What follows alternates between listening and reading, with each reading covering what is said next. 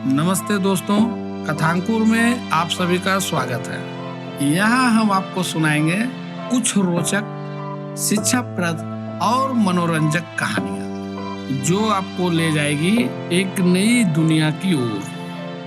तो तैयार हो जाइए क्योंकि अब शुरू होगी कथांकुर के कहानियों की यात्रा। आज की कहानी बोलती मांद। एक समय की बात है, किसी जंगल में एक शेर रहता था। वह बहुत तेज और फुर्तीला था। एक दिन वह शिकार के तलाश में ही था कि उसे एक खरगोश दिखाई पड़ा।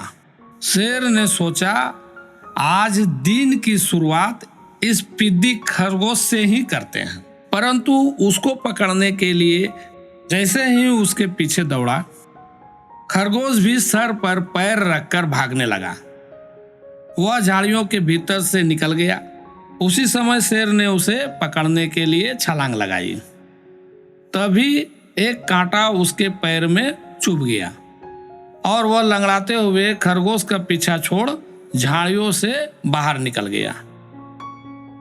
शेर ने अपने पंजे को देखा, उससे बहुत खून निकल रहा था और वह बुरी तरह जख्म हो गया था। शेर के लिए दौड़ना असंभव हो गया। वह लंगड़ा कर मुश्किल से चल रहा था। शेर के लिए तो शिकार करने के लिए दौड़ना पड़ता है, लेकिन जख्मी होने के कारण वह कई दिन शिकार नहीं कर पाया और भूख से मरने की नौबत आ गई। कहते हैं कि शेर मरा हुआ जानवर नहीं खाता है, परंतु मजबूरी में सब कुछ करना पड़ता है। किसी घायल अथवा मरे हुए जानवर की तलाश में जंगल में भटकने लगा। यहाँ भी किस्मत ने उसका साथ नहीं दिया। कहीं कुछ हाथ नहीं लगा।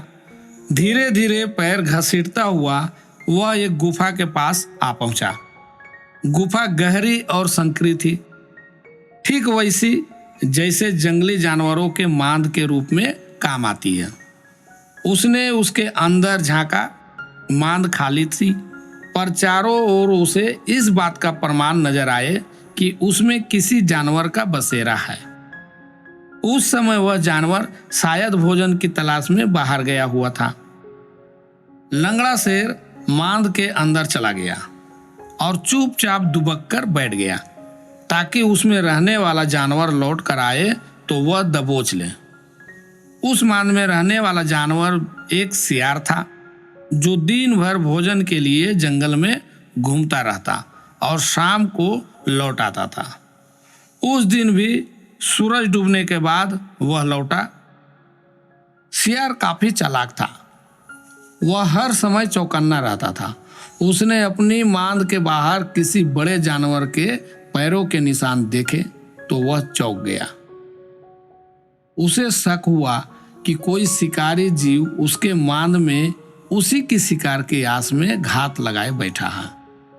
उसने अपने शक की पुष्टि के लिए सोच विचार कर एक चाल चली। मांद के मुहाने से कुछ दूर जाकर कहा, जब जब मैं यहाँ आता हूँ तब तब मांद मुझे बुलाती है, आज चुप क्यों है? फिर सियार ने मांद को आवाज दी, मांद, ओ मांद।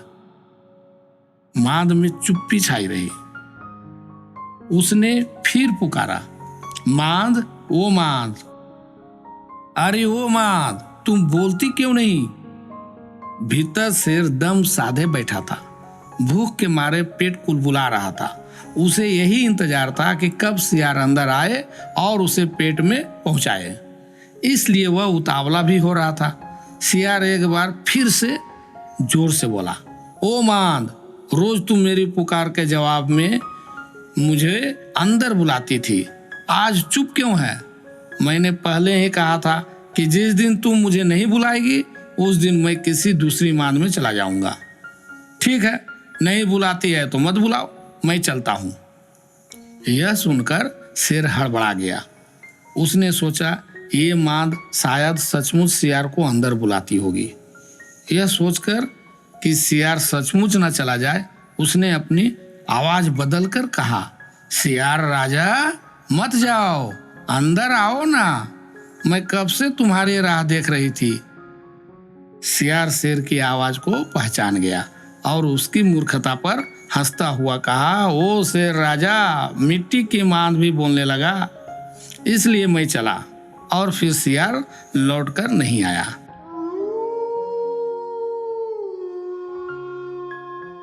दोस्तों, इस कहानी से हमें यह सीखने को मिलता है कि हमें जीवन में हर वक्त सतर्क रहना चाहिए और अपनी बुद्धिमत्ता से हर समस्या का समाधान करना चाहिए, क्योंकि सतर्क व्यक्ति जीवन में कभी मार नहीं खाता। धन्यवाद। अगर ये कहानी आपको अच्छी लगी तो वीडियो को लाइक करें, इस चैनल को सब्सक्राइब करें और अपने मित्रों को भी ये वीडियो शेयर करें। धन्यवाद।